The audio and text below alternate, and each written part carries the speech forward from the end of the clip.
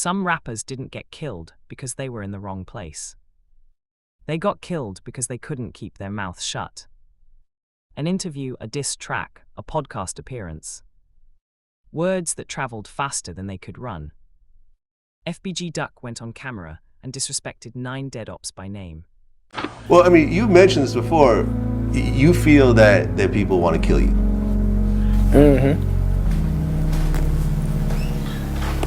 Does that go through your mind pretty much every day when you wake up? Every day, all day. Every day, all day. Weeks later, 4 gunmen pulled up on him outside a Dolce & Gabbana store in broad daylight. They left 38 shell casings on the ground. BTB Savage sat down with Vlad TV and talked about a man his girlfriend had just bodied. Shit, pull up, let's do the song quick. So they pull up or whatever, and it's him, other people in the car. I don't know if they was dropping them off or what. So boom, they both hop out. They're like, I've been trying to do this for the longest, bro. You be bullshitting and da-da-da. I'm like, all right, bet. We go. Laughing, unbothered, zero remorse. His own mother begged him to stop talking. What was going on in that other video? I saw people saying it wasn't even you in the video. What video? The video with the shovel in the graveyard? They said that wasn't me. I saw some people saying it wasn't you, but it looked like you. You knew that was me, bro. But what were you doing that day? It was like one of the most disrespectful things I ever seen. Bro, trying to find that grave. He ain't got one, though. They ain't never getting one. 4 days after that interview dropped, a black SUV pulled up beside his car and lit it up. YBC Dul told the world none of his ops in Philadelphia could touch him, said he'd never been robbed, never been shot at, never been touched. The video went up Thursday. He was dead Friday. And then there's Pac. This isn't about rap beef. This is about what happens when your mouth writes a check your life has to cash. Carlton Weekly grew up on the south side of Chicago. Well, I mean, you mentioned this before. You feel that people want to kill you.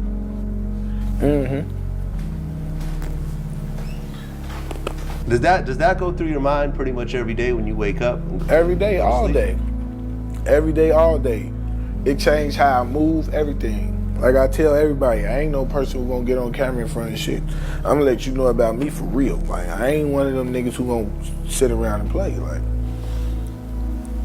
I mean, of course I know motherfuckers wanna kill me. I'm a very disrespectful person. I know what I did in my lifetime. You feel me? They don't know because they not out here with me. They don't be on these blocks. You feel me? So they don't know. They can't tell you. Can't nobody tell you shit about me. You feel me? Like I can tell you about me. You feel me? So it's like, why would I put myself in a place where I know I ain't supposed to be? Running with a gangster disciples faction called Tuckerville. Their ops were O-Block, Black Disciples. 2 sets with years of dead bodies between them. Carlton rapped about it under the name FBG Duck, and for a while it was working. He was gaining traction, building a following, moving up. Then in July 2020, he dropped a track called Dead Bitches. Name by name he went through his dead ops. 9 of them, all dissed on camera for the world to see. He even said it himself on the track, said I wasn't gone, dissed the dead and okay, I did it. Chicago police flagged the video immediately.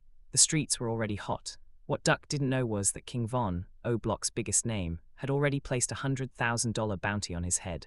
The diss track didn't create the problem. It just reminded everyone the problem was still there. 3 weeks later, Duck took his girlfriend to the Gold Coast to shop for his son's birthday. Dolce & Gabbana, broad daylight, tourists everywhere. Someone in the crowd clocked him and made a phone call. 2 cars pulled up, 6 masked men jumped out, 15 seconds. 38 shell casings on the ground. Duck was shot 16 times.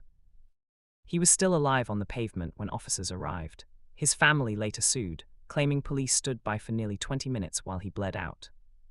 He was pronounced dead at 5:06 p.m. 6 men were convicted. All 6 got life without parole.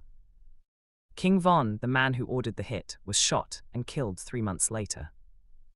Duck never made it home to his son. BTB Savage. Shit, pull up, let's do the song quick. So they pull up or whatever, and it's him, other people in the car. I don't know if they was dropping them off or what. So boom, they both hop out. They're like, I've been trying to do this for the longest, bro. You be bullshitting and da-da-da. I'm like, all right, bet. We go inside the crib, looking around. That's why I figured it was kind of weird they looking around when they first walk in my crib. I just kind of didn't pay it no mind. I was just more of like, come on, let's get this out the way. I'm really gonna knock this out. 30 seconds out of rapping real quick. Start pulling out their equipment or whatever, or fake equipment. Like he pulled out a little box. Like it got the mixer in it. It didn't have really shit in it. I don't know them like that. I didn't know him at all. Dude I'm talking to for the feature or whatever, he talking to his uncle. Daryl Gentry was a 26-year-old rapper from San Antonio going by the name BTB Savage. He was small-time, building his buzz, dropping music, trying to make it out. Then in February 2023, his girlfriend shot and killed a man named Omar Richardson inside their apartment. Richardson had pulled a gun on the couple during what police called an attempted robbery. Daryl's girlfriend fired back in self-defense. No charges were filed. Most people in that situation would stay quiet, let it go, move on. Daryl went on Vlad TV and talked about it. In the interview, he laughed about Richardson's death, called him soft, weak, said he slept good the night it happened. When DJ Vlad asked if he was worried about Richardson's people coming for retaliation, Daryl leaned back and said, "They for sure might do what they might do, but I'm going to get active, that's all it is." His own mother watched that interview and begged him to stop. She said his friends and the blogs were hyping him up and paying him to talk. She pleaded with him to let the family mourn in peace. He didn't listen. The interview dropped on March 26th. 4 days later, Daryl posted photos on Instagram of himself standing in front of the blood-stained walls of the apartment where Richardson had been killed, smiling, clowning. An hour after he posted those pictures, a black Subaru with its windows dark pulled up beside his Mercedes on Mid-Lane in River Oaks, one of Houston's wealthiest neighborhoods. 2 men got out and fired dozens of rounds into his car. Daryl Gentry was killed instantly. Investigators later discovered the suspect, a man named Montreal Burley, had rented the Subaru in San Antonio 4 days earlier, the same day the Vlad TV interview dropped. He had driven to Houston specifically to find Daryl. Burley was a close friend of Omar Richardson, the man Daryl had laughed about on camera. The interview didn't just disrespect a dead man, it told his people exactly who pulled the trigger, exactly how unbothered Daryl was, and exactly where to find him. Burley was charged with murder. His bond was set at $1 million. BTB Savage's mother said it best, that interview ignited a fire. He just didn't know he was standing in it. Abdul Vix grew up in West Philadelphia. No tombstone, nigga up. Hey, yo, where the Connie at, yo? Connie, where the at? He ran with a crew called Young Bag Chasers, YBC, and in a city already drowning in gang violence, YBC stood out for one reason. They didn't just beef with their ops, they humiliated them. Abdul leaned into that reputation so hard he gave himself a nickname, Mr. Disrespectful. He earned it. In early 2024, a video went viral of Abdul at a graveyard, digging up the burial site of a dead op. When the No Jumper podcast brought it up, he didn't deny it. He laughed. "You know that was me," he said. "I was trying to find that man's grave. He ain't got one though. They ain't never get him one." On the same podcast, he went name by name through every op set in Philadelphia. What was going on in that other video? I saw people saying it wasn't even you in the video. What video? The video with the shovel in the graveyard? They said that wasn't me. I saw some people saying it wasn't you, but it looked like you. You knew that was me, bro. But what were you doing that day? It was like one of the most disrespectful things I ever seen. Bro, trying to find that grave. He ain't got one, though. They ain't never getting one.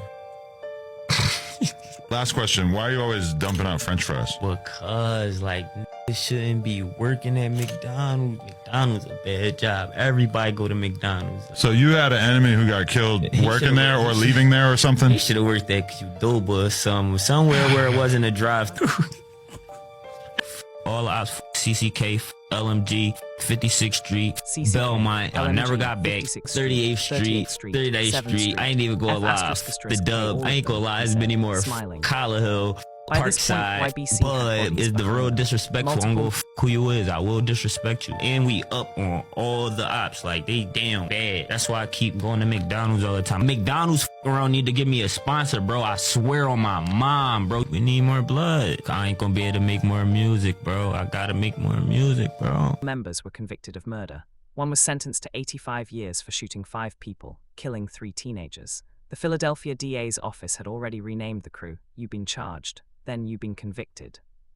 Does the prospect of possibly getting shot just walking around make you nervous at all? Or, I mean, what's your thoughts on it? I ain't gonna lie, bro. You should be nervous, though, bro, because walking with me, a bad joint. But so-called niggas be on my ass, though, so that'd be a bad joint. We just having a cool, collected day. We don't feel like shooting people. We don't feel like having shootouts and none of that. We just chilling. Y'all can do that when I'm back home safe. Do you feel like you have a lot of on-site situations in the city? It is no talking. It's on-site every time. It's funny. I just jammed a nigga on this block the other day. We really killed a lot of niggas, though. Like, niggas is not here no more, bro. The hood dry, bro. So you say you tortured the whole block? We tortured the whole hood, though, like. But Abdul kept talking.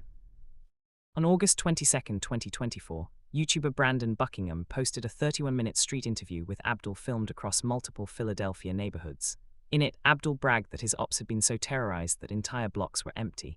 "We tortured the whole hood," he said. "Nobody don't come outside around here. This is a ghost town." When Buckingham asked if he was nervous about getting shot just walking around, Abdul shook his head. "You should be nervous because walking with me is a bad move. Anywhere I go, nobody don't play with me. I never got robbed, I never got touched, shot at in the city. Yet." That word, yet, would turn out to be the most honest thing he said. The video dropped Thursday and crossed 1 million views almost immediately. Friday afternoon, Abdul Vix was shot multiple times in the chest while driving through Olney. He was rushed to Einstein Medical Center by a private car. He was pronounced dead at 3:55 p.m. He was 25 years old. Philadelphia homicide investigators confirmed they were looking into whether the timing of the interview was directly connected to his murder. His own father said his son had told him the night before, "Pops, it's been weird cars passing by me for a week now. I just feel weird whenever I'm in Philly." He knew something was coming. He just couldn't stop performing long enough to survive it. A 16-year-old was later charged with his murder. 2.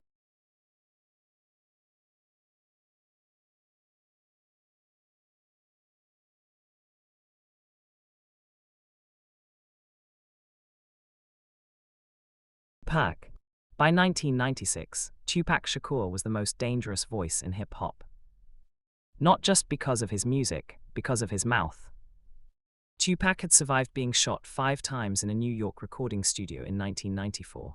He believed Biggie and Puff Daddy knew about the hit and said nothing. And instead of letting it go, he went to war publicly, loudly, and on camera every chance he got. After signing to Suge Knight's Death Row Records, Tupac went on a full offensive. Interview after interview, he dismantled Bad Boy Records, called out Biggie by name, and painted the entire East Coast rap scene as frauds riding on West Coast culture. He called Nas weak. He called Puffy a coward. He dropped Hit 'Em Up, one of the most vicious diss tracks in hip-hop history, and made sure everybody knew exactly who he was talking about.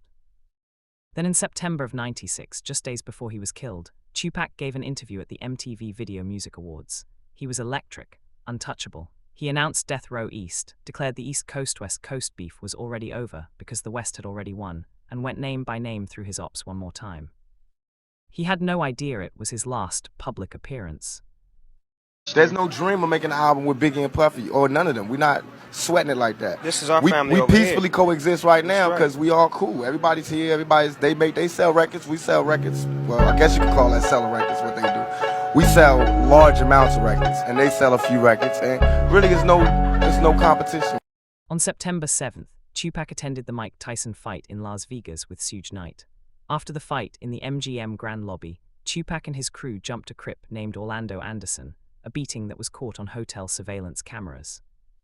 A few hours later, at a red light on Flamingo Road, a white Cadillac pulled up alongside Suge Knight's BMW. Someone inside opened fire. Tupac was hit 4 times, twice in the chest, once in the arm, once in the thigh. He held on for 6 days. On September 13, 1996, Tupac Shakur died. He was 25 years old. No one was ever convicted for his murder. The man prosecutors believe ordered the hit, a Crip named Dwayne Kefty Davis, spent years bragging about his role in interviews, in a documentary, even in his own memoir. He wasn't arrested until 2023, 27 years after the fact. Tupac spent the last months of his life telling the world exactly who his ops were. He named them in songs. He named them in interviews. He named them on red carpets.